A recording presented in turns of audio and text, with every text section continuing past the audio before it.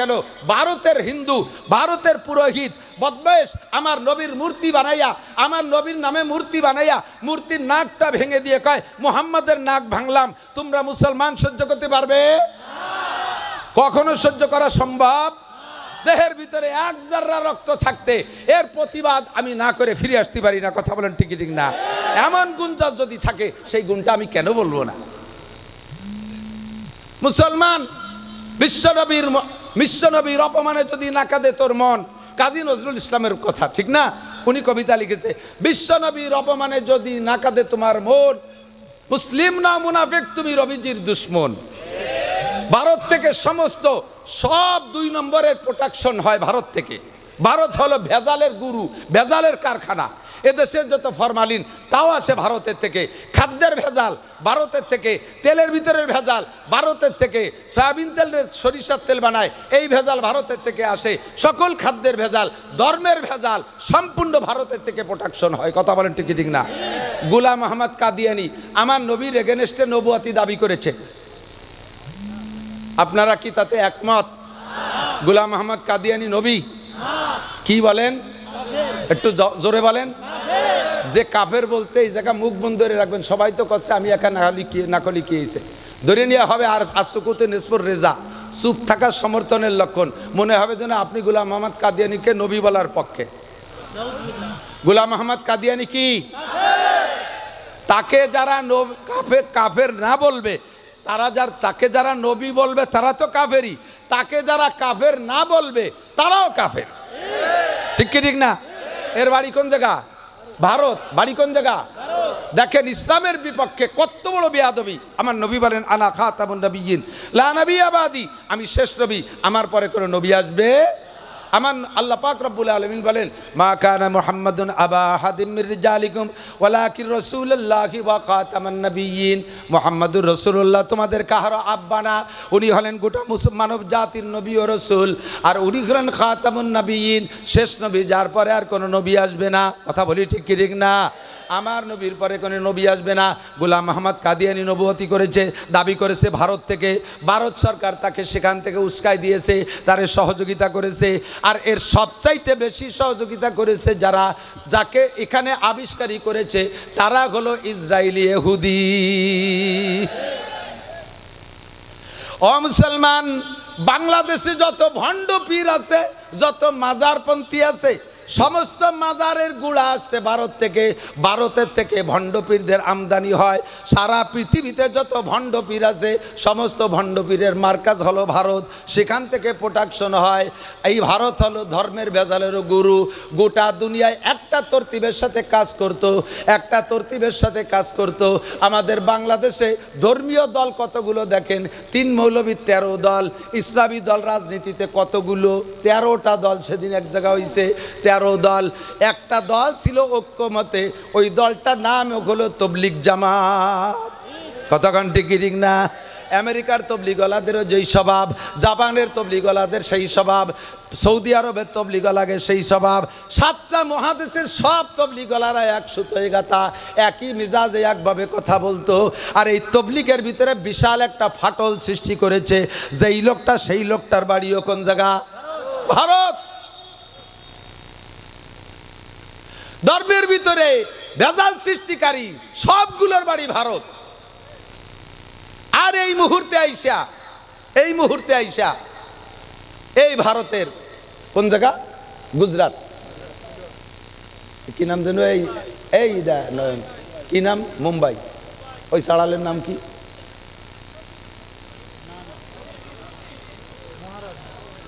কি মহারাজ যেন নাম। আমরা এদিক টাকান, আমরা এই জায়গায় কত বয়ান করছি। এ গ্রামে মহল্লায় মাহফিল হয়। কোন মাহফিলে কোন হিন্দুদের কটাক্ষ করে আমরা কথা বলি? তাদের মন্দির মূর্তি সম্পর্কে আমরা কোনো খারাপ মুক্তি করি? এত বড় মুহূর্তে দেখেন এই মাননীয় কি বলা হয় বিগত সরকার, শেখ হাসিনার সরকার যতদিন ছিল ক্ষমতায়, অতদিন বাংলাদেশের মুসলমানদের উপরে রাজত্ব করতে হিন্দুরা। আমরা মাহফিল করতে জন্য অনুমতি নেওয়া লাগতো, হিন্দুদের পূজায় অনুমতি লাগতো না। আমাদের মাইকই সাউন্ড বেশি হয়ে যায়, এতে শব্দ দূষণ হয় বিদায় আমাদের মাইক বন্ধ করে বক্সে ওয়াজ করা লাগছে। আর হিন্দুরাই একটানা 7 দিনের দিন 10 দিন পূজার মাইক এমন জোরে ধুমধাড়াক্কা চালায়, মসজিদে মুসল্লিরা নামাজ পড়তে পারে না, তাদের অনুমতি লাগে না, তারা এভাবে শব্দ দূষণ করে দেশের রাজত্ব চালাইছে। কথা বলেন ঠিক ঠিক না? আমাদের উপরে তারাই দেশে থেকে নির্যাতন করেছে, আমরা কখনো কিছু বলি নাই, আমরা কখনো কিছু বলি নাই। আল্লাহ দে ছাড়িয়ে দিছি। আমরা তাদেরকে দেশের মেহমান মনে করেছি, মেহমানের মর্যাদায় রেখেছি। আমরা বাড়িওয়ালা হিসেবে আমরা আমাদের একটু লস মেনে নিছি। বোঝেন বাড়িওয়ালা আর মেহমানের পার্থক্য? আপনি আপনার এদিক টাকান, আপনার একটা ভাইয়ের একটা উদাহরণ দিলে বুঝতে সহজ হয়। আপনার একটা ভাইরা বাইরে আপনি দাওয়াত দিয়েছেন, এই ভাইরার একটা ছেলে 5 বছর বয়স, বহুকাল আসে না আপনাদের বাড়ি, এই বাচ্চাটা হওয়ার পরে কোনোদিন আসে নাই। আপনার আদরের শালি মোহাব্বতের ভাইরা একটা বাচ্চা হয়েছে, তাও সেরকম দেখতে, দাওয়াত দিয়েছেন, তাদেরও পয়সা করি আছে, আসছে আপনার বাড়ি বেড়াইতে। আসার পরে আপনারও 5 বছরই একটা আছে ছেলে, তো 2 খালাতো ভাই একসাথে ঘরের মধ্যে আনন্দ করে খেলাধুলা করে ফুর্তি করে। এই খেলাধুলার ভিতর দিয়ে আপনার ছেলে বাড়ির একটা গিলাস, কাঁচের একটা গিলাস, আগে ছেলে রূপবান গিলাস 1.5 টাকা দাম, মনে আছে নাকি? ওয়াসা কাঁচের গিলাস, ওই গিলাসেরটা তার হাতেতে ছুটে পড়ে ভেঙে গেছে। আপনি কি করেন? আপনার ছেলেরে যে ঘাট ঠাইসে ধরে ধমাধম 2 থাপ্পড় ভাঙ্গে ফেলাই দেবো, গুঁড়ো করে ফেলাই দেবো। আপনার বাইরা ভাই এসে ঠেকাইছে, 1.5 টাকা দামের রূপবান গিলাস ভাঙছে, আপনার ছেলে 2 থাপ্পড় দিয়ে দিয়েছেন। কিছুক্ষণ পরে আপনার ভাইরা ভাইয়ের ছেলে যে বেড়াইতে আসছে, সে যাই আপনার শোকেসের মধ্যে হ্যাঙ্গার ধরে নিয়ে আসছে, হ্যাঙ্গারের ভিতরে 12টা গিলাস, বেলজিয়াম গিলাস, এক একটা গ্লাসের দাম 1300 টাকা। এই 12টা গিলাস ধরিয়ে এনে স্লিপ করে পড়িয়ে সব কটা গুঁড়ো গুঁড়ো করে ফেলাইছে। আপনার ছেলে 1.5 টাকা দামের একটা গিলাস ভাঙছে, 2 থাপ্পড় মারিয়ে দিয়েছেন। এইটা আপনার ভাইরা ভাই দেখছে, সেই ভাইরা ভাইয়ের ছেলে 12টা গিলাস, এক একটা গিলাস 1300 টাকা দাম, ভাঙ্গে গুঁড়ো গুঁড়ো করে ফেলাইছে। আপনার কেমন লাগতেছে এইটা অনুভব করে আপনার ভাইরা ভাই তার ছেলেরে যায় থাপ্পড় শুরু করছে, এক করে শেষ করে ফেলাই দেবো, আর কোনোদিনে বাড়ি আনবো না। আপনি সে সময় কী করবেন বলেন তো? আপনি আপনার ভাইরা ভাইরে ধমক দেবেন, হাই ছোট ওরে মারিস না, ও ছোট মানুষ, ও কি বোঝে, ও কি বোঝে, ও গিলাস ভাঙছে, কি হয়েছে কি, ওরম গিলাস আমার শোকেস ভরা রয়েছে,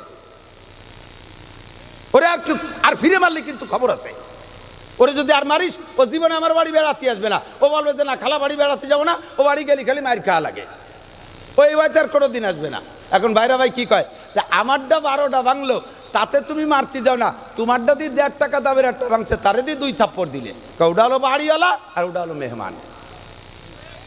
ওরে যদি 1.5 টাকা দামের গিলাস ভাঙার পরে থাপ্পড় দূরে না দেয়, ও কয়েকদিন পর আমার শোকেস ভেঙে ফেলাই দেবে, গাজারটা আসাতি দেয়। একটু ইন্নালিল্লাহ পড়ি, ইন্নালিল্লাহি ওয়া ইন্না ইলাইহি রাজিউন। আমি এই জন্যই বলছি যে তোমরা এই কোরা বাদ দাও, এই কারেন্টের উপর নির্ভর করো না, একটানা জেনারেটর চালায় রাখতে হবে। আল্লাহুম্মা আরিনাল হাক্কা হাক্কান ওয়ারযুকনা ইত্তিবাআহ ওয়া আরিনাল বাতিলা বাতিলান ওয়ারযুকনা ইজতিনাবাহ। সকলে বলি আমিন। মোহাব্বতের সাথে একবার দুরূদ শরীফ পড়ে নেই।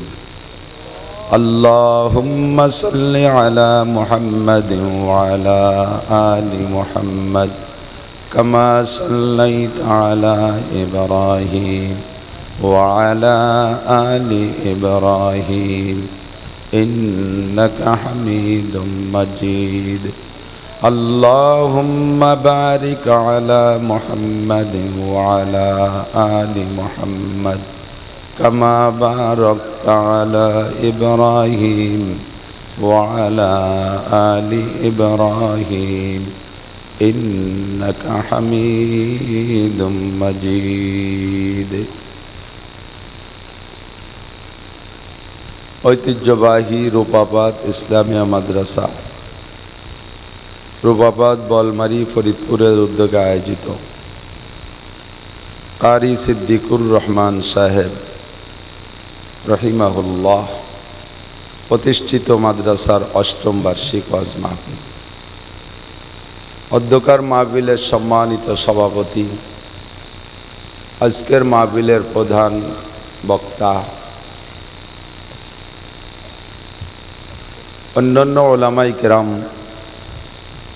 মাদ্রাসার বর্তমান মোহতামিম সাহেব হুজুর ও আসাতেজাই কেরাম, এ অঞ্চলের অনেক অনেক ওলামাই কেরাম, আয়েম্মায়ে মাসাজিদ, মাদ্রাসার আজিজ আমতুলাবা, প্রাণপ্রিয় আমার দেশবাসী, আল্লাহ তাবারক ওয়া তাআলা শাহী দরবারে আমাদের পক্ষ থেকে পাঠাই অসংখ্য শুকর যে আল্লাহ তাআলা এই বর্ষা বাদলের দিনে আমাদের জন্য আজকের দিনটা এবং এখনও পর্যন্ত আবহাওয়া অনুকূল রেখেছেন। ফাঁকা আকাশের নিচে জান্নাতের আশায় জাহান্নামের ভয়ে, সওয়াবের আশায় গুনার ভয়ে, হিদায়াতের আশায় গুমরাহির ভয়ে, আল্লাহ তার রসুল সাল্লাল্লাহু আলাইহি ওয়াসাল্লামের প্রেম ও ভালোবাসা অন্তরে নিয়ে কোরআন সুন্নাহ থেকে কিছু আলোচনা করা ও শোনার একটা পরিবেশ তৈরি করে দিয়েছেন। এই অঞ্চলের লক্ষ লক্ষ মানুষের মধ্য থেকে বাছাই ছাঁটাই করে আল্লাহ পাক আমাদেরকে আগে আসার বসার তৌফিক ইনায়াত করেছেন। শুকর আদায় করি আলহামদুলিল্লাহ। আজকের মাহফিলের আমাদের প্রধান বক্তা হিসেবে আসছেন হযরত মাওলানা আরিফ বিন হাবিব সাহেব হাফিজাহুল্লাহ, বর্তমান সময়ের সবচাইতে আলোচিত ব্যক্তিত্ব আমাদের কওমি অঙ্গনে। বয়ানও বড় নুরানি রোহানি বয়ান, দালায়েল সহ সহি কোরআন হাদিসের কথা বলেন। আমাদের এখানে নতুন আসতেছেন, আশপাশ থেকে যথেষ্ট লোক আসবে, এই বিশাল মাঠ ভরে যাবে ইনশাআল্লাহ। আমরা শেষ পর্যন্ত নীরবে তার কাছ থেকে হেদায়েতি কথা শুনবো, আল্লাহ আমাদের নসিব করে, সবাই বলেন আমিন। বিগত কয়েক বছরই এখানে আসি, ভাই মাহফিল শুরু করার পর থেকে নিয়ে, এ মাদ্রাসা শুরু থেকে নিয়ে বৃষ্টি বাদল কাদা কিচড় বিভিন্ন কিছু উপেক্ষা করে এখানে মাহফিল করা লাগছে। আমরা কম বেশ আসি, খুব একটা মিস আমার হয় নাই, মনে হয় প্রতি বছরই এসেছি। এবং উনি আগে ছিলেন ওপাশে বাহিরবাগ মাদ্রাসা, সেখানেও থাকাকালে আমাকেই প্রত্যেক বছর উনি নিয়ে আসতেন। আন্তরিক রোহানি আত্মিক সার্বিক সম্পর্ক তার সাথে আমার ছিল। গত বছরও মাহফিলে তার থেকে এখানে খেদমত নিয়েছি। এবছর উনি দুনিয়ায় নেই, কবরে চলে গেছে। যদিও আমার আত্মীয় না, রেশতায় কোনো আত্মীয় না, কিন্তু রোহানি আত্মিক সম্পর্কে এতটা মায়া লাগে যা বলার না। আপনাদের দেশের একজন নেক সন্তান চলে গেছে, আপনারা তার রোহের মাগফিরাত আর তার সার্বিক গুনাহ মাপের জন্য জান্নাতের আলা মাকাম নসিব হয়, এজন্য সর্বক্ষণ দোয়ার ভিতরে শামিল রাখবেন। আল্লাহ তাআলা তাকে জান্নাতুল ফিরদাউসের আলা মাকাম নসিব করে, সবাই বলে আমিন। এ কথাই বলতে চাইছি, ওনার বড় ভাই একটু আগে হাত ধরে কেঁদে দেশে, সিদ্দিক আমার ছোট ভাই। বাস্তবে যেটা বলতে হয়, দুনিয়ায় আসার জন্য সিরিয়াল শর্ত, যাওয়ার কোনো সিরিয়াল নাই, ঠিক কিনা? কেউ যেন এ কথা না ভাবি দাদা আগে মরছে, পরে আব্বা মরছে, এরপরে আমি। এভাবে আমাদের পরবর্তী জেনারেশন, তাদেরও সিরিয়াল এরকম। এই সিরিয়াল সব জায়গা ঠিক থাকে না।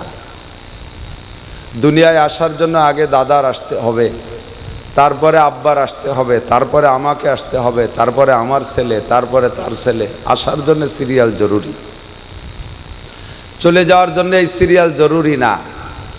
কার কতটুকু হায়াত মুকদ্দার আছে, আল্লাহর পক্ষ থেকে বরাদ্দ আছে, এটা আল্লাহ পাকই ভালো জানে। যখন যার ডাক আসবে আল্লাহ পাক তাকে তখন নিয়ে চলে যাবেন।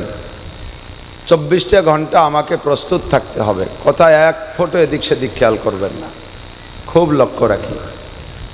আল্লাহ পাক বলেন, তুমি দুনিয়ার অনেক কিছু অস্বীকার করতে পারো, কোরআনের অনেক কিছু অস্বীকার করতে পারো, যেহেতু স্বীকার অস্বীকারের ব্যাপারে তোমাকে স্বাধীনতা দেওয়া হয়েছে। আগে না, এই যে একটু বিষয় নিক, একটু বিষয় নেই।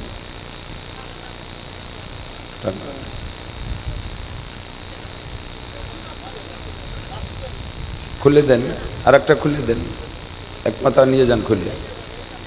দুইটা হলে একটা টেনে আলাদা করে বলেন, একটা। আচ্ছা, তবু আসেন, সামনে চলে আসেন, আসেন, আগে আসেন, আগে আসেন। বক্তা শ্রোতার ভিতরে দূরত্ব বেশি হয়ে গেলে ফ্যানটা একটু হালকা বাঁকায় দেন আমার থেকে। বক্তা শ্রোতার মাঝে দূরত্ব বেশি হয়ে গেলে কথার অ্যাকশন কমে যায়, কথার জজবা কমে আসে। কারণ আমরা বলে থাকি, আর একটু ঘুরে দিন, আর একটু ঘুরে, আমার গায়ে কম দেন বাতাস, আর একটু ঘুরে দিন।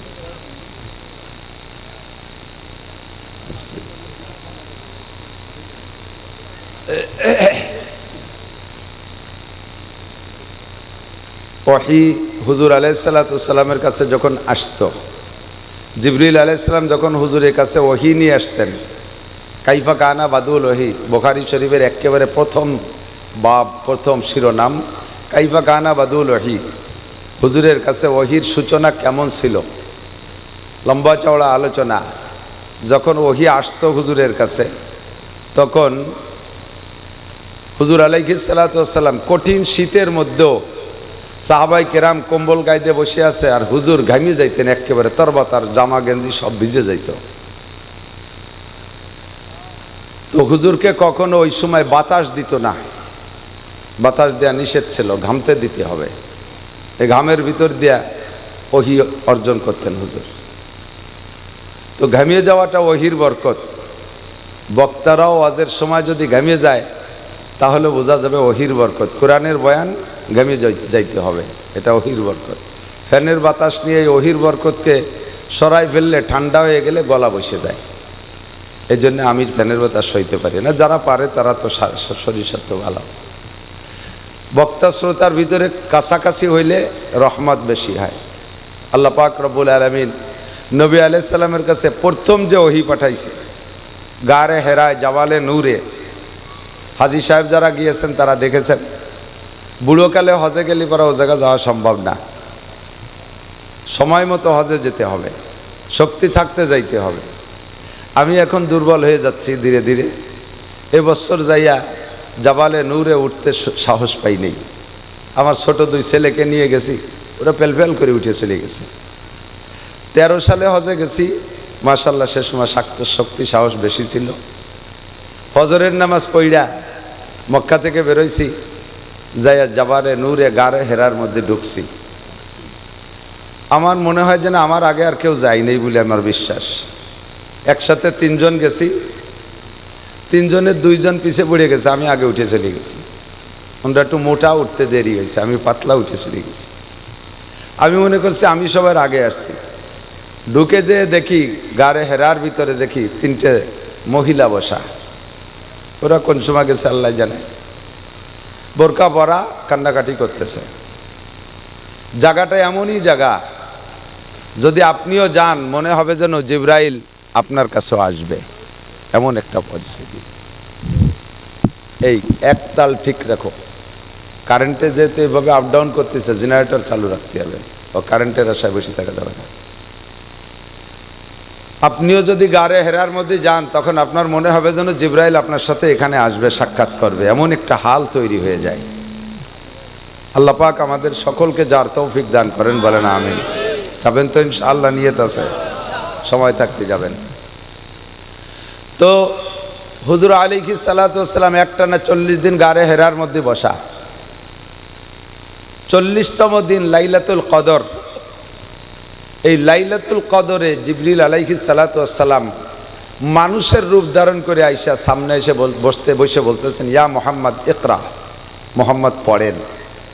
হুজুর জবাব দিলেন, মা না বি কারি, আমি তো লেখাপড়া জানি না, কি পড়বো, পড়তেই তো পারি না। সুম্মা কালা ইকরা, আবার কয় পড়েন। সুম্মা কালা মা না বি কারি, আমি পড়তে পারি না।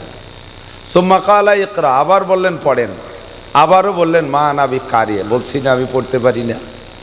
ফাগাত্তা জিবরাইল মুহাম্মাদান সাল্লাল্লাহু আলাইহি ওয়াসাল্লাম মা সাদরিহি, জিবরিল আলাইহিস সালাম নবী আলাইহিস সালামকে বুকের সাথে লাগাইয়া একটা চাপ দিলেন।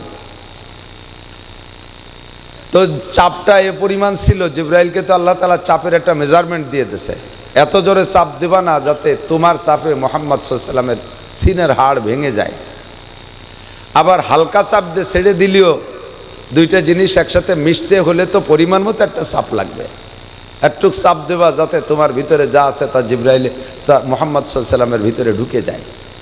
পরিমাণ মতো চাপ দিয়ে ছেড়ে দেশে এবার কা ইকরা হুজুর পড়া শুরু করছেন। ইকরা বিসমি রাব্বিকাল্লাযী খালাক খালাকাল ইনসানা মিন আলাক ইকরা ওয়া রাব্বুকাল আকরাম। 5টা আয়াত পড়ে ফেলেছে। এই 5টা আয়াতই জিবরাইলের সিনা থেকে হুজুরের সিনায় চলে গেছে। সিনা থেকে সিনার মধ্যে এলেম যায়। কতক্ষণ সিনা থেকে সিনার মধ্যে? তো দুইজনের সিনা তো কাছাকাছি হইতে হবে। একজনের সিনা যদি 20 হাত দূরি হয় আর বলনে এলা সিনা যদি 20 হাত দূরি হয় তাহলে তো সিনার থেকে সিনায় যায় না। যদি এই কথাটা বর্তমান বা কোনো কালের বিজ্ঞানীরা আর বস্তুবাদীরা স্বীকার করে না যে সিনার থেকে সিনার মধ্যে কি করে যায়, বস্তা বস্তা বই পুস্তক পড়াই, তারপরও 10টা 5টা 7টা প্রাইভেট মাস্টার দিয়ে পড়াই, এরপরও ম্যাট্রিক পাস করতে পারে না। আর বুকের সাথে বুক মিশাইলে এই বুকের চেয়ে ওই বুকের মধ্যে এলেম চলে যায়। মৌলবীরা একটা ফাও কথা জীবন ভরিয়ে কয়। এটা ফাও কথা না আসল কথা? তোমাদের প্রযুক্তি এর প্রমাণ করে দেয় যে সিনার থেকে সিনার মধ্যে যাইতে পারে। কতক্ষণ?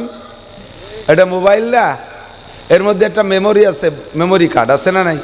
32 জিবি। এটার মধ্যে আরো বড় জিবি আছে।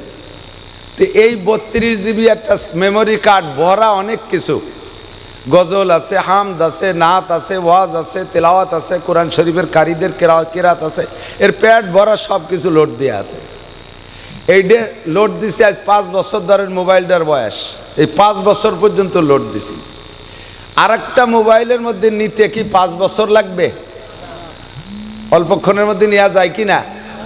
ব্লুটুথ কানেকশন দিয়ে 2টা মোবাইল সিনের সাথে সিনে মিশে এক জায়গায় শোয়াই তুলি, অল্পক্ষণের মধ্যে এর পেটে যা আছে সব ওর পেটে চলে যায়। যায় কি না?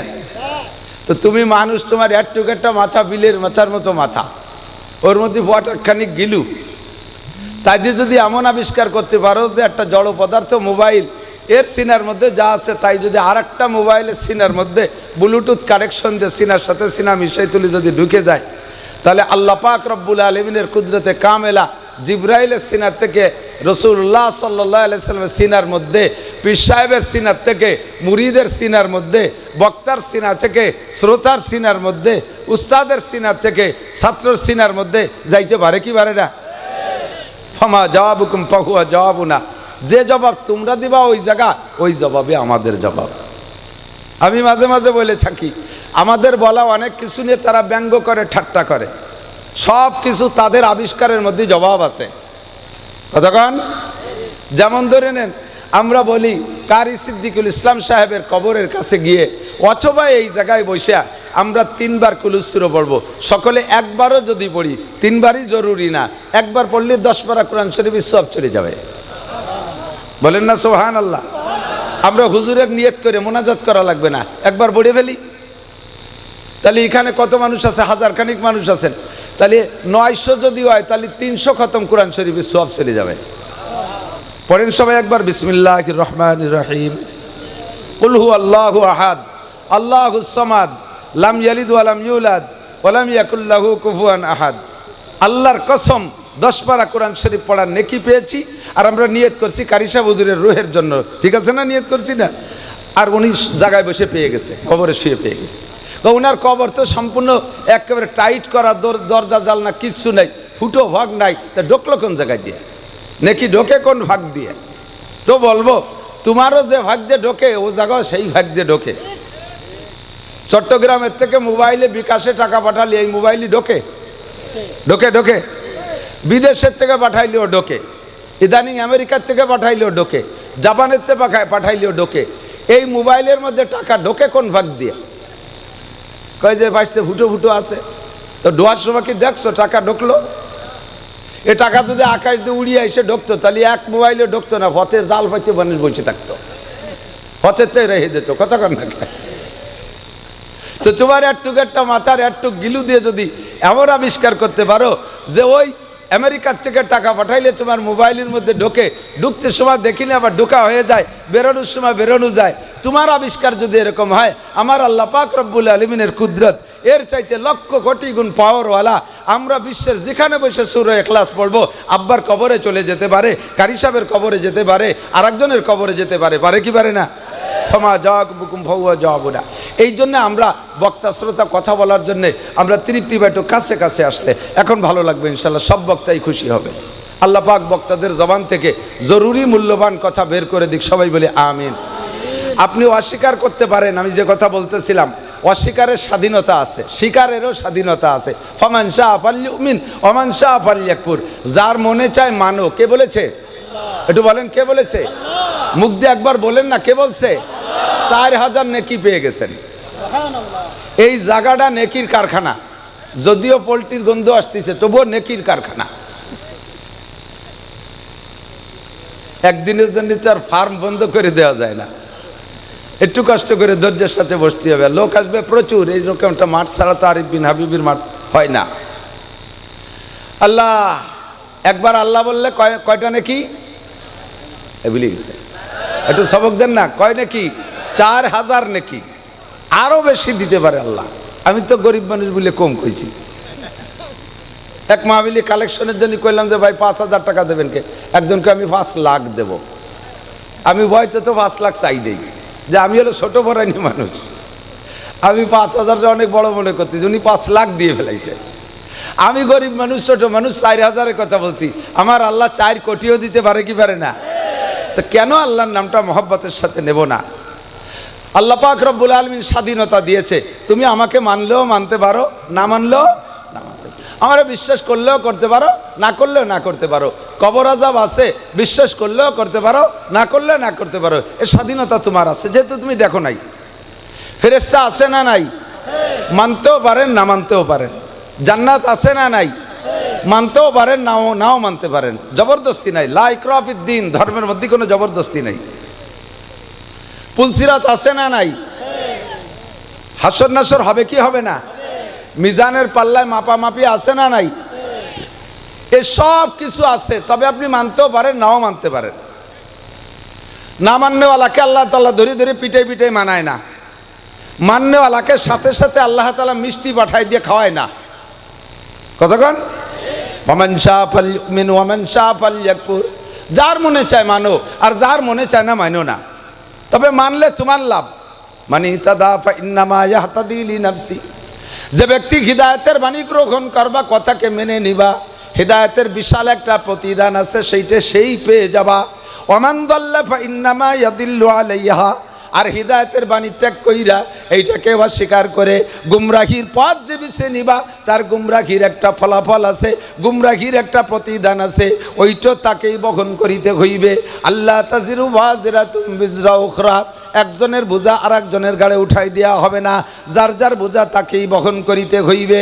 আল্লাহ পাক বলেন, জান্নাত না মানতে পারো, জাহান্নাম না মানতে পারো, পুলসিরাত না মানতে পারো, কোরআনকে বিশ্বাস না করতে পারো, আসমানি কিতাব না মানতে পারো, নবী রসুলকে তুমি নাও মানতে পারো, ফেরেশতা আছে নাও মানতে পারো, কিয়ামত হবে তাও না মানতে পারো, আরে কবর আযাব আছে তাও তুমি না মানতে পারো।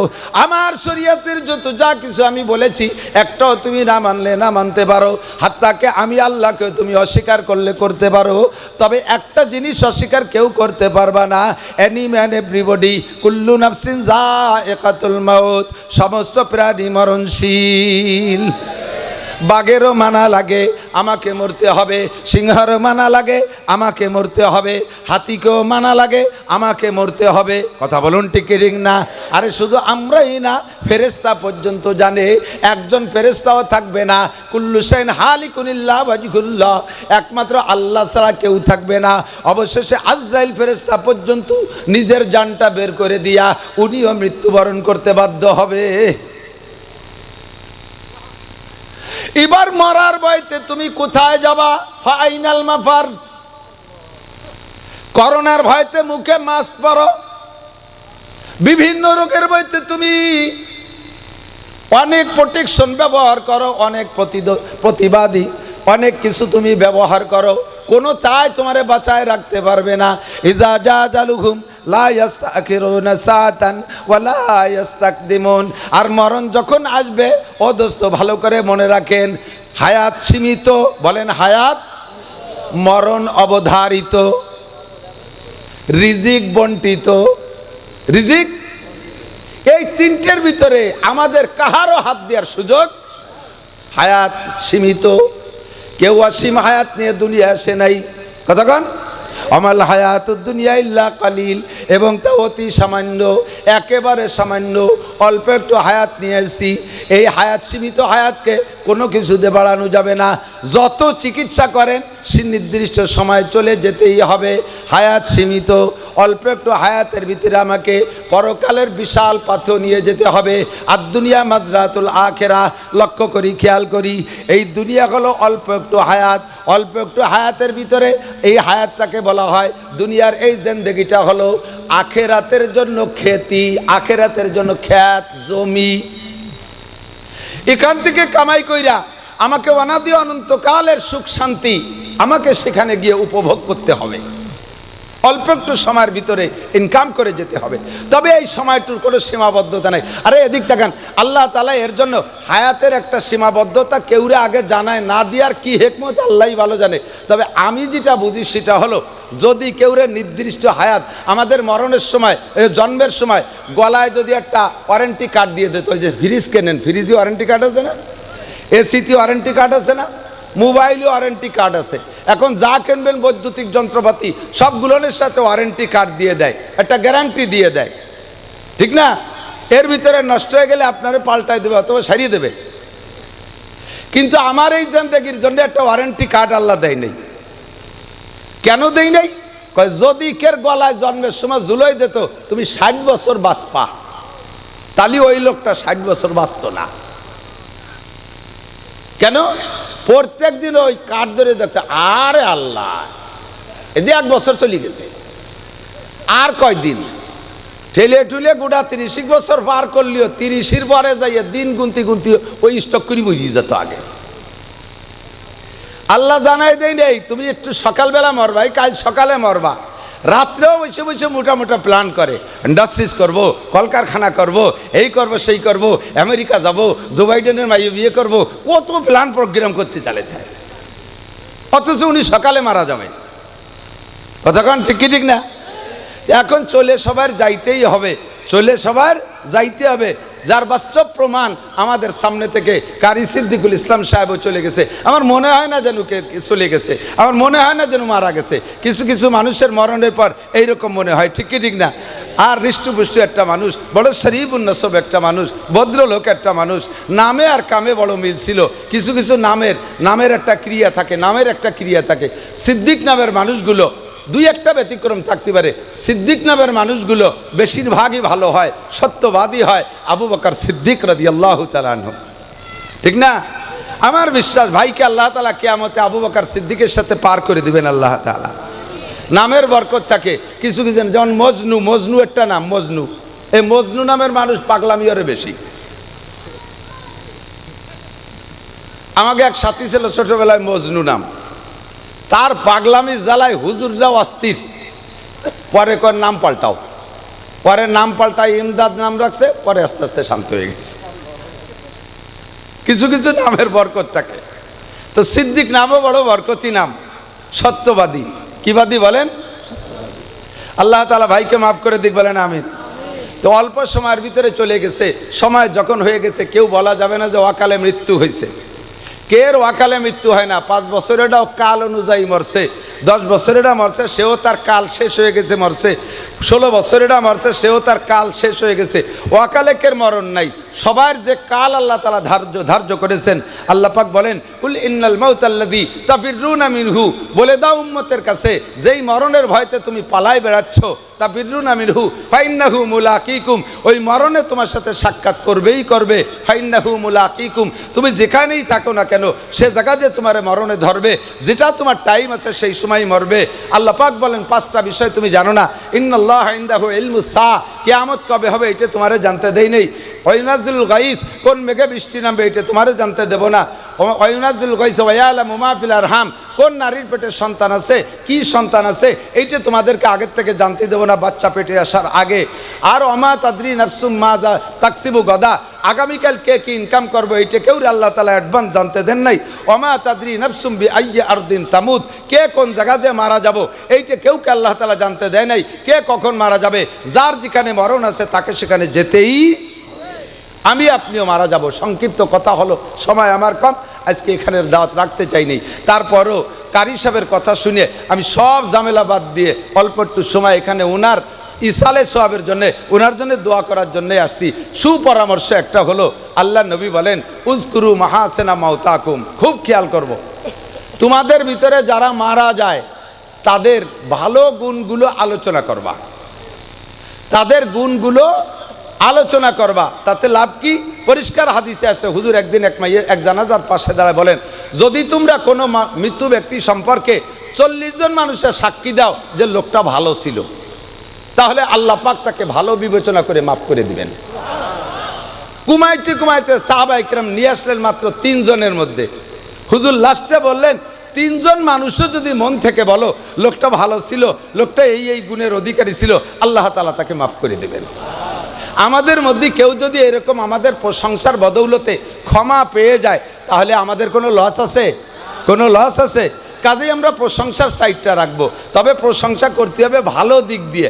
আমি আগে একদিন ইউটিউবের ভিতরে একটা জানাজার ভিতরে জানাজায় দাঁড়াইলে তো মানুষ সেগুলো বলা বলি করে, আর কোনো কোনো এলাকায় প্রথা আছে, জিজ্ঞেস করে উনি কেমন ছিলেন, সবাইকে ভালো ছিল, উনি কেমন ছিলেন, ভালো ছিল।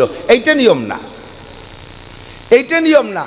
কারণ ওই গতানুগতিক বলতে খারাপ ছিল জানে কেউ কেউ, সে ওই তালে তালে মিথ্যে কথা কয় ভালো ছিল।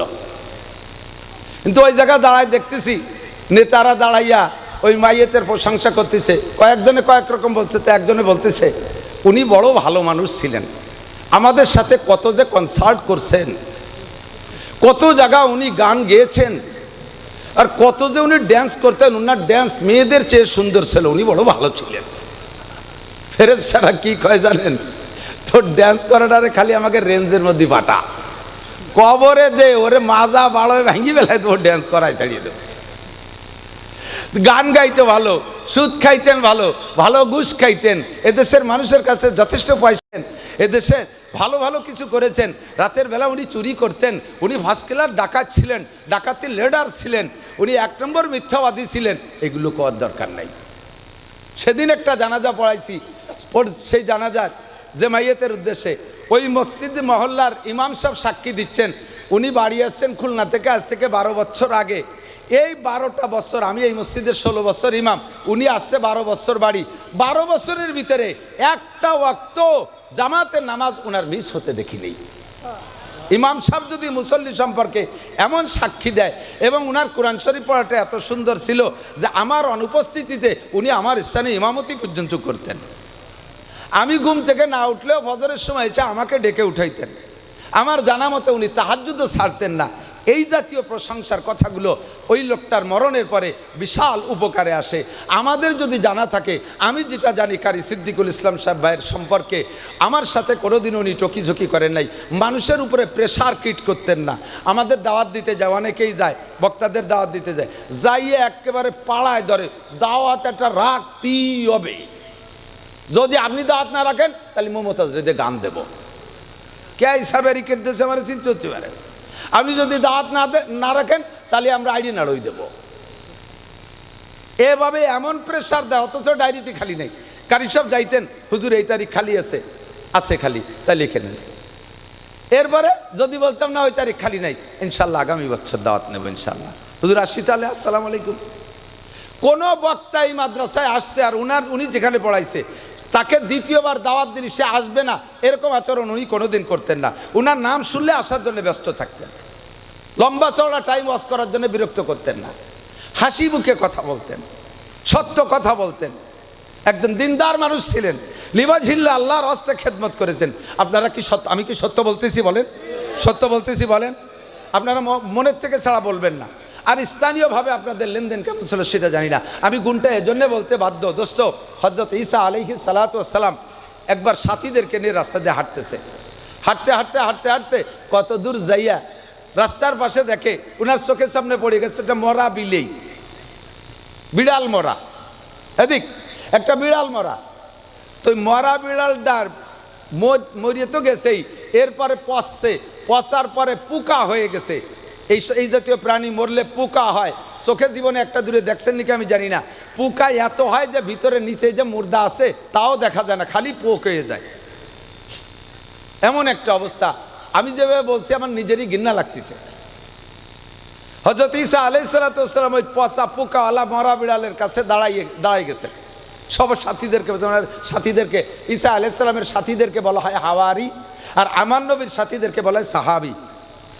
তে হাওয়ারিয়া ঈসা আলাইহিস সালাম সকলকে দাঁড় করে বলছে, এই তোমরা দাঁড়াও। দাঁড়াইয়া বলতেছে, দেখো তো এই বিড়ালটার কোন জায়গা ভালো আছে, খুব খেয়াল, দেখো তো বিড়ালটার কোন জায়গা ভালো আছে। সবাই এক এক নজর দেখে, হুজুর একটু সরিয়ে চালানো, ওই দিক দিয়ে কই, এ তো চোখ দিয়ে দেখা যায় না, গন্ধ আসতেছে, আবার দেখার মতো কিছু নেই। কয় না এই জায়গাতে বলি যেতে হবে, কয় যে হুজুর ওর কোনো জায়গা ভালো নাই, সরেন দি। তো হুজুর তিনবার জিজ্ঞেস করছে, ভালো করে দেখো এর কোন জায়গা ভালো আছে। তো কেউ কইল না যে কোনো জায়গা ভালো আছে, সারা গা পোকা হয়ে গেছে। তো হযরত ঈসা আলাইহিস সালাম সাথীদেরকে সরাই নিয়ে বলতেছে, বলো তো ওর তো কোনো জায়গা ভালো নাই, ওর দাঁত কয়টা ভালো আছে না? কয় যে হ্যাঁ হুজুর, দাঁত কয়টা একেবারে ফকফকে সাদা, কারণ ও তো কোনোদিন পান বিড়ি খায়নি, পান খালি না কালা হয়ে যায়, লাল হয়ে যায়, ওর দাঁত কয়টা খুব সাদা। তো হুজুরকে বললেন যে হুজুর বললেন আমি তোমাদের কাছে জিজ্ঞাসা করলাম যে ওর ভালো আছে কোন জায়গা, তাই কও। কেউ কইলে না, কে সবাই কও লেজে পোকা ধরছে, ঠ্যাঙে পোকা ধরছে, মাথায় পোকা ধরছে, বডি পোকায় ধরছে, সারা গা পোকা, দাঁত কয়টা ভালো, ভালো টুক তো কেউ কও না, সব জায়গা খারাপ তা কও কে? আমি তো খারাপ জিজ্ঞেস করি নাই, আমি কি বলছি কোন জায়গা খারাপ বলো, কোন জায়গা পোকা তা বলো, আমি তো খারাপের কথা জিজ্ঞেস করি নাই। আমি বলছি ভালো কোন জায়গা, দাঁত কয়টা ভালো আছে, আমি বলার পরে সাক্ষী দিচ্ছ, এই কথাটা আগে কেন বললে না? একটা মানুষের সারা গা ভালো খারাপ থাকে না, একটা মানুষের সব জায়গা নষ্ট থাকে না। মিথ্যে কথা কয় ঠিক আছে, চুরি করে ঠিক আছে, ডাকাতি করে ঠিক আছে, লুচ্চামি করে ঠিক আছে, সব কিছু তো এই সমস্ত অন্যায় সবগুলো ঠিকঠাক মতো করে।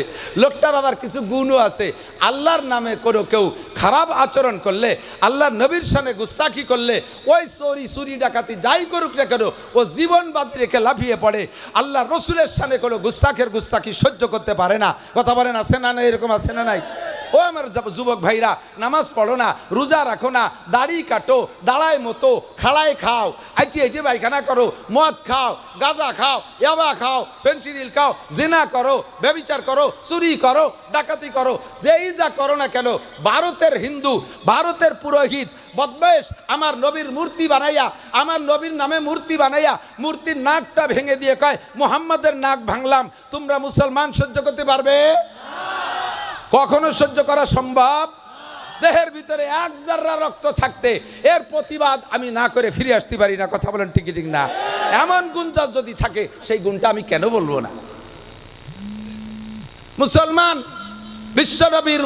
বিশ্বনবীর অপমানে যদি না কাঁদে তোর মন, কাজী নজরুল ইসলামের কথা, ঠিক না? উনি কবিতা লিখেছে, বিশ্বনবীর অপমানে যদি না কাঁদে তোমার মন, মুসলিম না মুনাফিক তুমি রবিজির দুশ্মন। ভারত থেকে সমস্ত সব 2 নম্বরের প্রোটেকশন হয় ভারত থেকে। ভারত হলো ভেজালের গুরু, ভেজালের কারখানা। এদেশের যত ফরমালিন তাও আসে ভারতের থেকে, খাদ্যের ভেজাল ভারতের থেকে, তেলের ভিতরের ভেজাল ভারতের থেকে, সয়াবিন তেলের সরিষার তেল বানায় এই ভেজাল ভারতের থেকে আসে, সকল খাদ্যের ভেজাল, ধর্মের ভেজাল সম্পূর্ণ ভারতের থেকে প্রোটেকশন হয়। কথা বলেন ঠিক ঠিক না? গোলাম আহমদ কাদিয়ানি আমার নবীর এগেনস্টে নবুয়তি দাবি করেছে, আপনারা কি তাতে একমত? গোলাম আহমদ কাদিয়ানি নবী? কি বলেন? একটু জোরে বলেন। যে কাফের বলতে এই জায়গা মুখ বন্ধ করে রাখবেন। সবাই তো করছে আমি একা নাকলি কি হয়েছে, ধরে নেওয়া হবে আর আসুকুতে নিসপুর রেজা, চুপ থাকার সমর্থনের লক্ষণ। মনে হবে যেন আপনি গোলাম আহমদ কাদিয়ানিকে নবী বলার পক্ষে। গোলাম আহমদ কাদিয়ানি কি?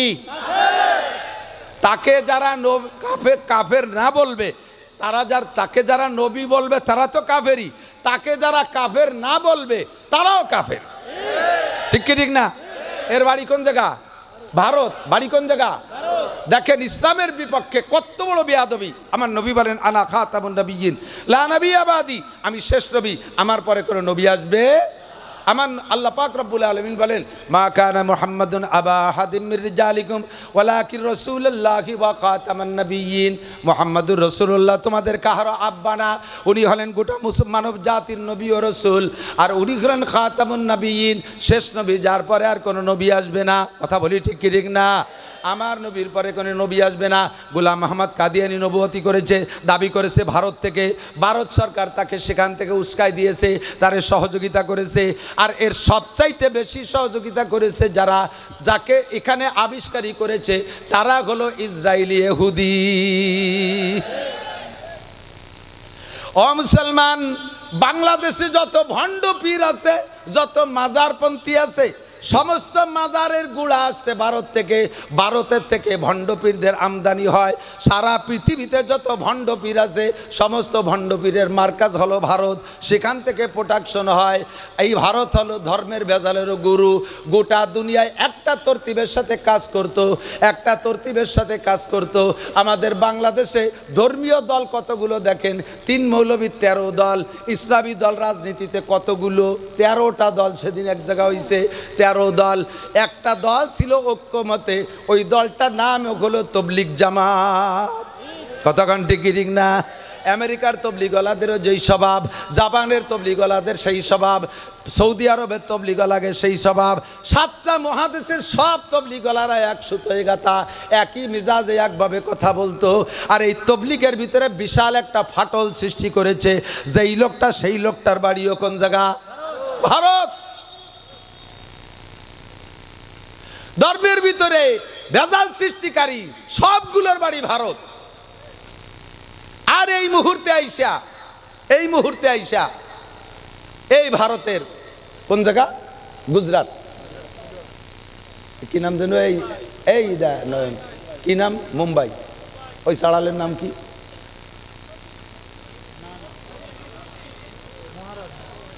কি মহারাজ যেন নাম। আমরা এদিক তাকান, আমরা এই জায়গায় কত বয়ান করছি, এ গ্রামে গ্রামে মহল্লায় মহল্লায় মাহফিল হয়।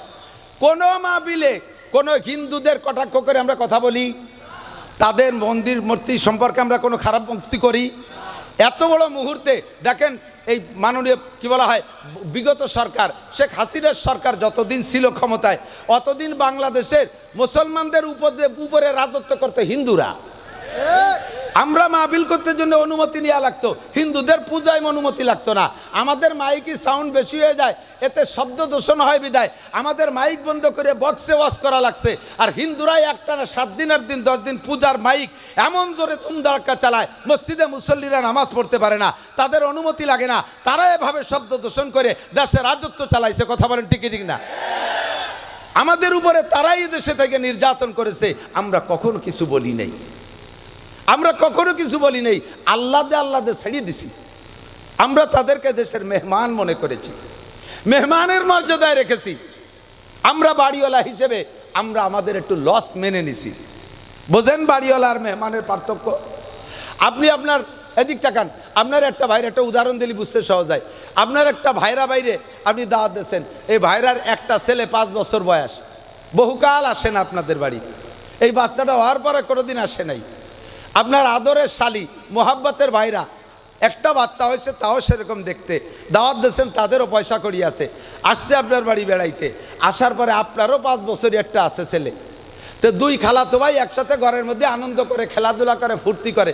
এই খেলাধুলার ভিতর দিয়ে আপনার ছেলে বাড়ির একটা গিলাস, কাঁচের একটা গিলাস, আগে ছেলে রূপবান গিলাস 1.5 টাকা দাম, মনে আছে নাকি? ওয়াসা কাঁচের গিলাস, ওই গিলাসেরটা তার হাতেতে ছুটে পড়ে ভেঙে গেছে। আপনি কি করেন? আপনার ছেলেরে যে ঘাট ঠাইসে ধরে ধমাধম 2 থাপ্পড় ভাঙ্গে ফেলাই দেবো, গুঁড়ো করে ফেলাই দেবো। আপনার বাইরে এসে ঠেকাইছে, 1.5 টাকা দামের রূপবান গিলাস ভাঙছে, আপনার ছেলে 2 থাপ্পড় দিয়ে দিয়েছেন। কিছুক্ষণ পরে আপনার বাইরা ছেলে যে বেড়াইতে আসছে, সে যাই আপনার শোকেসের মধ্যে হ্যাঙ্গার ধরে নিয়ে আসছে। হ্যাঙ্গারের ভিতরে 12টা গিলাস, বেলজিয়াম গিলাস, এক একটা গিলাসের দাম 1300 টাকা। এই 12টা গিলাস দরিয়া এনে স্লিপ করে পড়িয়ে সব কটা গুঁড়ো গুঁড়ো করে ফেলাইছে। আপনার ছেলে 1.5 টাকা দামের একটা গিলাস ভাঙছে, 2 থাপ্পড় মারিয়ে দিয়েছেন। এইটা আপনার ভাইরা ভাই দেখছে। সেই ভাইরা ভাইয়ের ছেলে 12টা গিলাস, এক একটা গিলাস 1300 টাকা দাম, ভাঙ্গে গুঁড়ো গুঁড়ো করে ফেলাইছে। আপনার কেমন লাগতেছে এইটা অনুভব করে আপনার ভাইরা ভাই তার ছেলেরে যায় থাপ্পড় শুরু করছে, এক করে শেষ করে ফেলাই দেবো, আর কোনোদিনে বাড়ি আনবো না। আপনি সে সময় কী করবেন বলেন তো? আপনি আপনার ভাইরা ভাইরে ধমক দেবেন, হাই ছোট ওরে মারিস না, ও ছোট মানুষ, ও কী বোঝে, ও কী বোঝে, ও গিলাস ভাঙছে তো কী হয়েছে, কি ওরম গিলাস আমার শোকেস ভরা রয়েছে,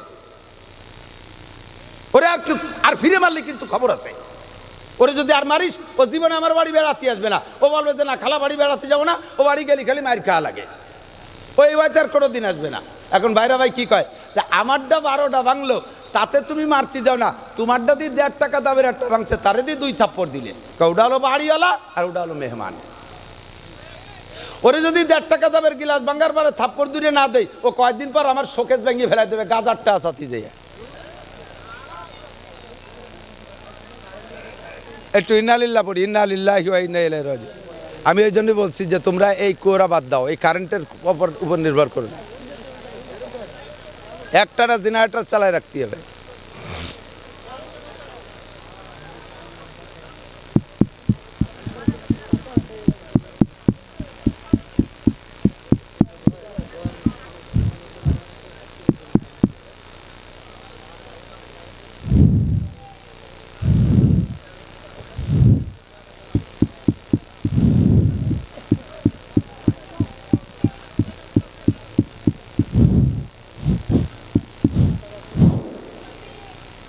এটা হলো বাড়িওয়ালা, মেজবান আর মেহমানের পার্থক্য। কতক্ষণ আমরা মুসলমান সংখ্যাগরিষ্ঠ, তারা আমাদের কাছে অমুসলমানরা সংখ্যালঘু, আমরা তাদেরকে মেহমানের মতো যত্ন করেছি।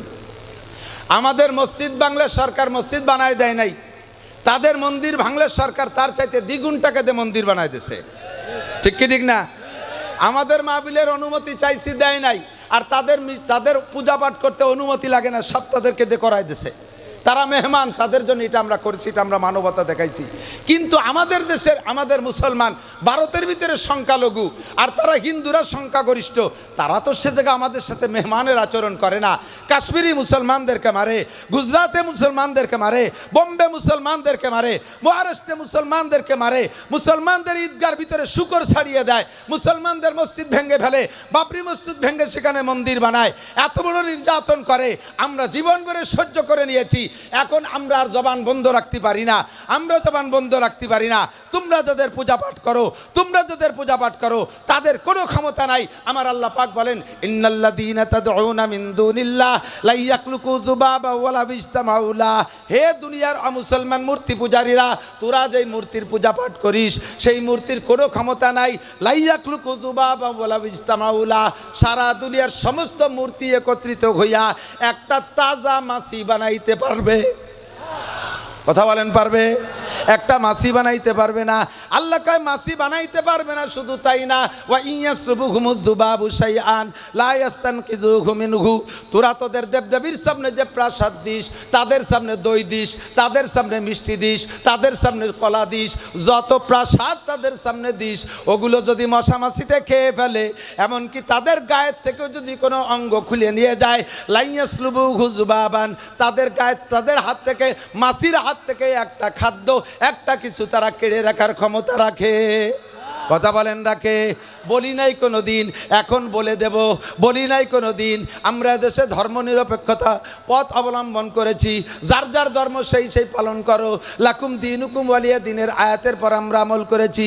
আমাদের বিশ্ব নবীর গায়ে যখন হাত দিয়েছ, তার বিপক্ষে যখন জবান খুলেছ, এখন আর আমরা বসে থাকতে পারবো? সম্ভব? একেবারে জবাব হবে, উপযুক্ত জবাব। সাবধান হয়ে যাও, আর মুসলমান রেডি থাকো। বাংলাদেশ সংখ্যাগরিষ্ঠ, অল্প একটু জায়গা, বাংলাদেশ সামান্য কয়েকজন মানুষ। সেদিনকে একজন কয় ভারতের 100 কোটি মানুষ যদি পেশাব করে দেয়, তাতে বাংলাদেশের 18 কোটি মানুষ ভাইসে পেশাবে ভাইসে বঙ্গোপসাগরে চলে যাবে। পেশাব খালি করে দেখ, পেশাব খালি করে দেখ। কথা বলেন, আমরা কোরআনে বিশ্বাসী। আমার আল্লাহ বলেন ইয়াকুম মিনকুম ইসরুনা সাবিরুনা ইয়াগলিবু মিয়াতাইন। 20 জন মুসলমান যদি ইমানি বলে বলিয়ান হয়ে দাঁড়িয়ে থাকতে পারো, জোরে বলেন কয়জন? 20 জন মুসলমান, মাত্র 20 জন মুসলমান যদি দাঁড়িয়ে থাকতে পারো, তাহলে আল্লাহ বলেন 200 জন কাফের যত বড় অস্ত্রধারী হোক না কেন, 200 জন কাফের 20 জন মুসলমানের সামনে দাঁড়াইতে পারবে? হক নিয়ে যদি লড়া হয়, তাহলে যত শক্তি আসুক, এই হকওয়ালাদের সামনে সমস্ত শক্তি হেরে যেতে বাধ্য। বাস্তব তার চোখের সামনে দেখলাম। আমার এদেশের, আমার এলাকার জনগণ বেশিরভাগ 90% আমলিগ হওয়ার পরও আপনারা কথাটা বুঝে নেন দোস্ত, আল্লাহু আকবার। যুবকরা, ছাত্ররা যেই বিষয়টা নিয়ে আন্দোলনে নামছে, বিষয়টা কিন্তু ন্যায়সঙ্গত ছিল, বৈষম্য বিরোধী। কথা কোন ঠিক না?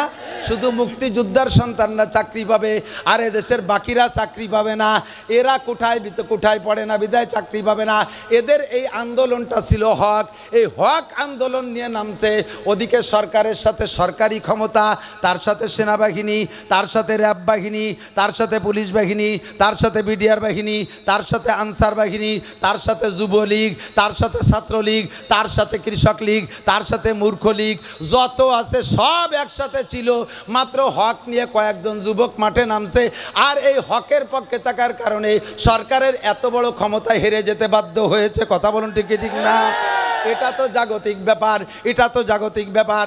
আর উখরবি ব্যাপার, ইসলামের ব্যাপারে যদি 20 জন মুসলমান দাঁড়িয়ে থাকতে পারো, 200 কাফের পরাজিত হতে বাধ্য। আল্লাহু আকবার। ভারতের 100 কোটি কাফেরের ভিতরে, 100 কোটি মানুষের ভিতরে 35 কোটি আছে মুসলমান, তারা আমাদের পক্ষে। কথা বলেন ঠিক না? আর বাংলাদেশে 18 কোটির ভিতরে 16 কোটি মুসলমান, ধরে নিলাম 15 কোটি মুসলমান। 35 আর 15 কত হয়? 50। এই 100 কোটি আর এ পাশে 18 কোটি, এর ভিতরে 50 কোটি দাঁড়াই গেছে মুসলমান। 50 কোটি মুসলমান এখন যা আছে, ওরা আমাদের প্রত্যেক একজনের সামনে 2 জন হয় নাই, একজনের সামনে 2 জন হয় নাই। আমরা একজনে 20 জনের সাথে লড়তে পারি। কথা বলেন ঠিক না? মুসলমানের গায়ে হাত দিস না, ধর্ম নিয়ে নাড়াচাড়া করিস না। মুসলমানের নারায় তাকবীরের আওয়াজ এটা তো কোনোদিন শুনিস নাই।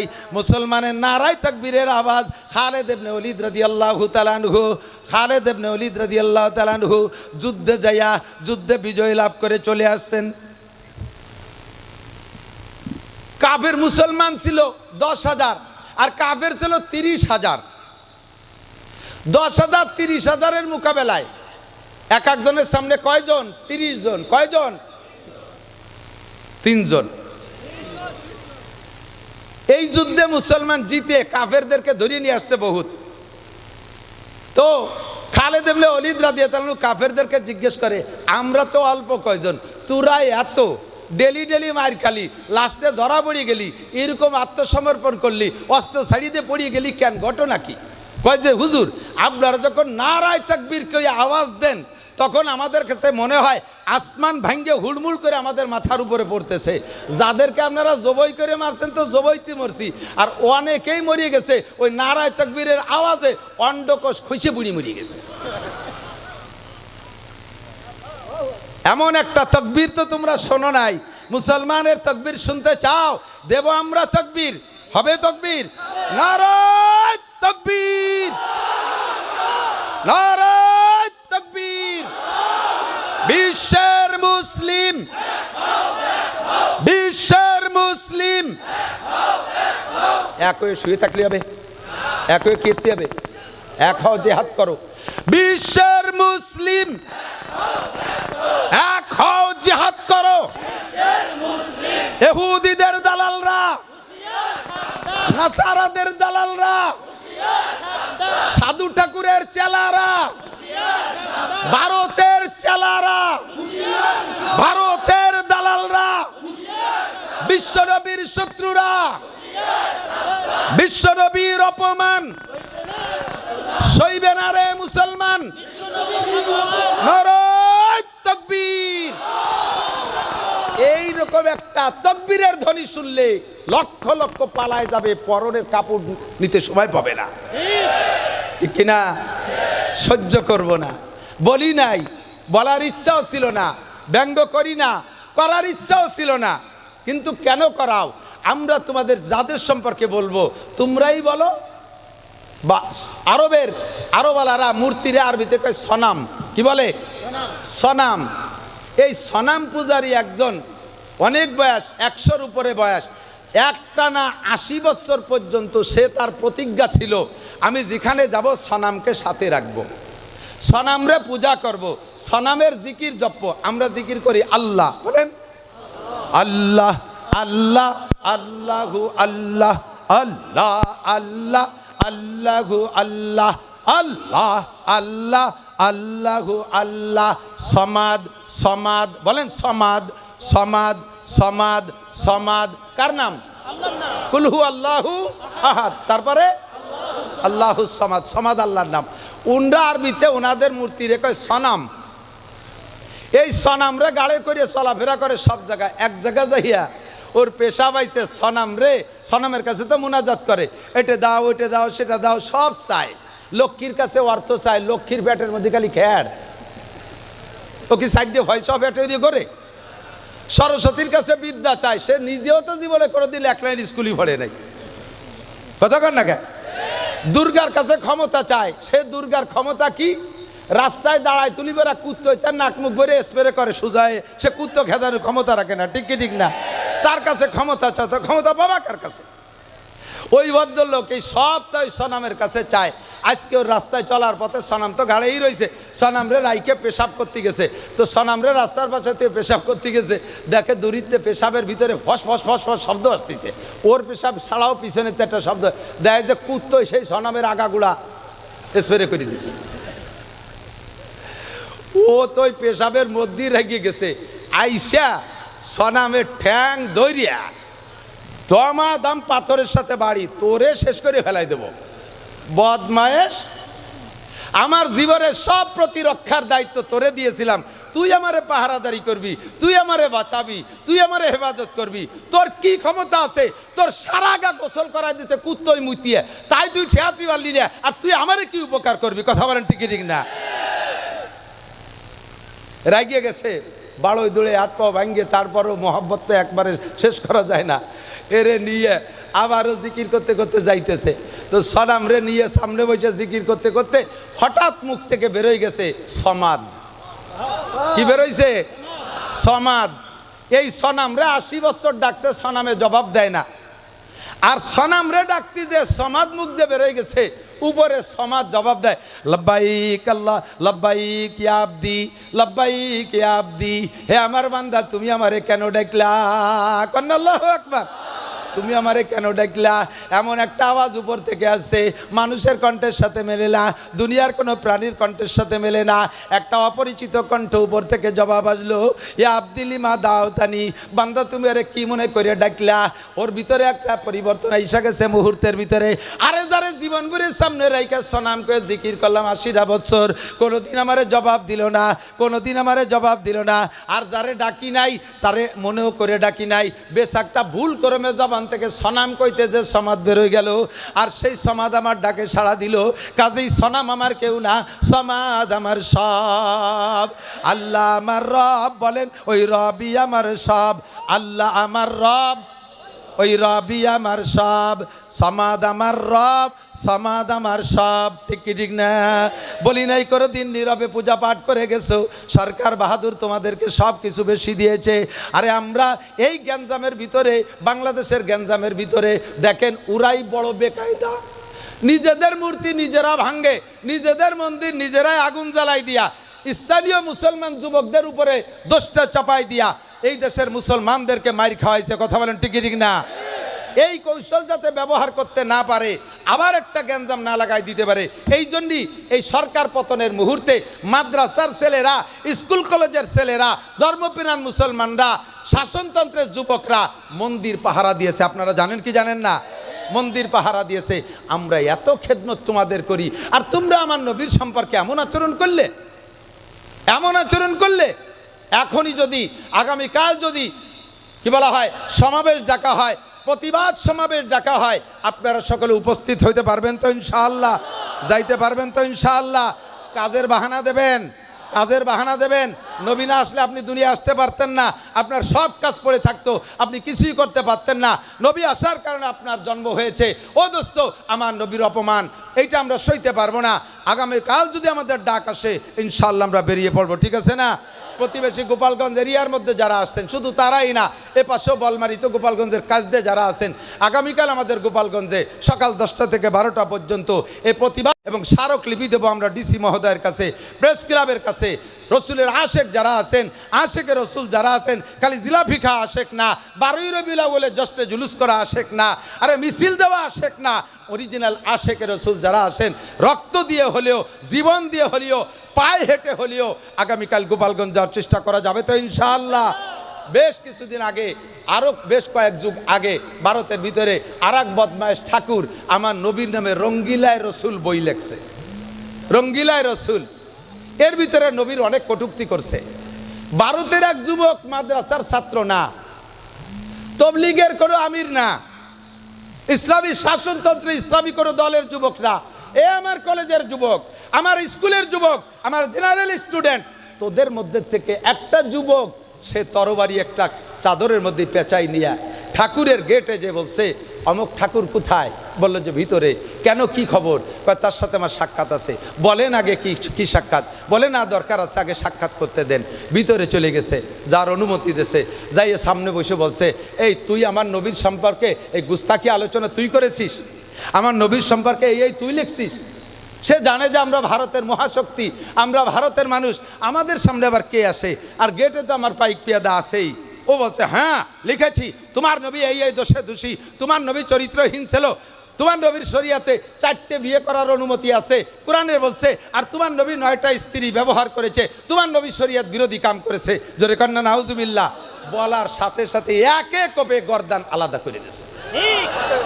মাদ্রাসার ছাত্র না, মুহাদ্দিস মুফতি মুহাদ্দিস শাইখুল হাদিস না, এই যুবক কলেজের যুবক, এই স্টুডেন্ট, তোদের মতো একজন জেনারেল শিক্ষিত যুবক, তার ভিতরে সে হয়তো নামাজ পড়তো কিনা পড়তো আল্লাহই ভালো জানে, নবীর শানে বেয়াদবি সহ্য করতে না পাইরা যে সরাসরি নিজ হাতে তার প্রতিবাদ করেছে, অ্যারেস্ট হয়ে গেল, সরকার নিয়ে গেল, ট্রাইব্যুনাল কোর্টে তার দ্রুত বিচার হয়ে গেল, বিচারের রায় ঘোষণা হয়েছে, আগামীকাল তার কি হবে? ফাঁসি হবে, আগামীকাল ফাঁসি হবে। ফাঁসির সংবাদ কের কাছে যদি আসে, ও কান্দে না হাসে? এই আপনাদেরকে ফাঁসির হুকুম হলে হাসবেন না কানবেন? কানবে না? পাগল হয়ে যাবে না? যুবকের কাছে যখন ফাঁসির ঘোষণা চলে গেছে, কোর্টের থেকে খবর পৌঁছানো হলো আপনার আগামীকাল ফাঁসি হবে, যুবক চেহারাটা খুশিতে হলুদ হয়ে গেছে। কোন সুবহানাল্লাহ। চেহারাটা খুশিতে হলুদ হয়ে গেছে, হাসতিছে মুস্কি মুস্কি। কোর্টের লোকে জিজ্ঞেস করে, তোমার আগামীকাল ফাঁসি হবে, তুমি এত আনন্দ খুশি হচ্ছ, হাসছো কেন? কয় যে তা তোর কাছে বলে লাভ কি?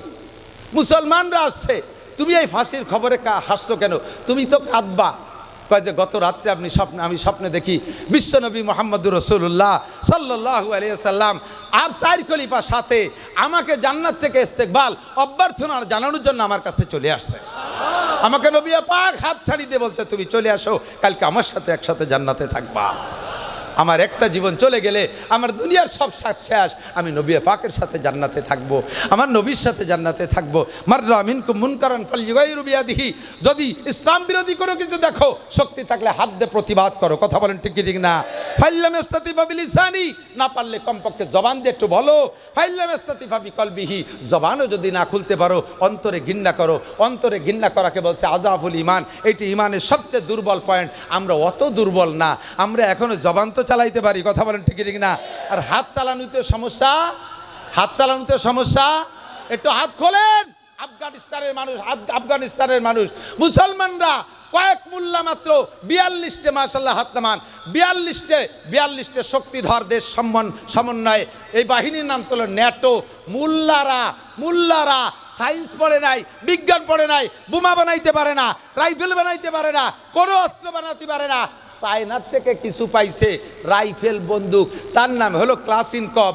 এই ক্লাসিনকভ দিয়ে বিদেশের 42টে রাষ্ট্র শক্তিশালী দেশের সমস্ত সমরাস্ত্রকে একেবারে কেড়ে রেখে দিয়া 8,000 মার্কিন ডলার, 8,000 কোটি মার্কিন ডলারের অস্ত্র কেড়ে রেখে দিয়ে তাদেরকে খালি হাতে জুতোর মালা গলায় দিয়া তাদের পরনের পাশায় প্যান্টও পরতে সুযোগ পায় নাই, এভাবে তারা পালায় চলে গেছে মোল্লাদের ধাওয়ায়। কাজেই আমাদের হাত গুটিয়ে রাখার সুযোগ সময় নাই। কথা বলেন ঠিক কি ঠিক না?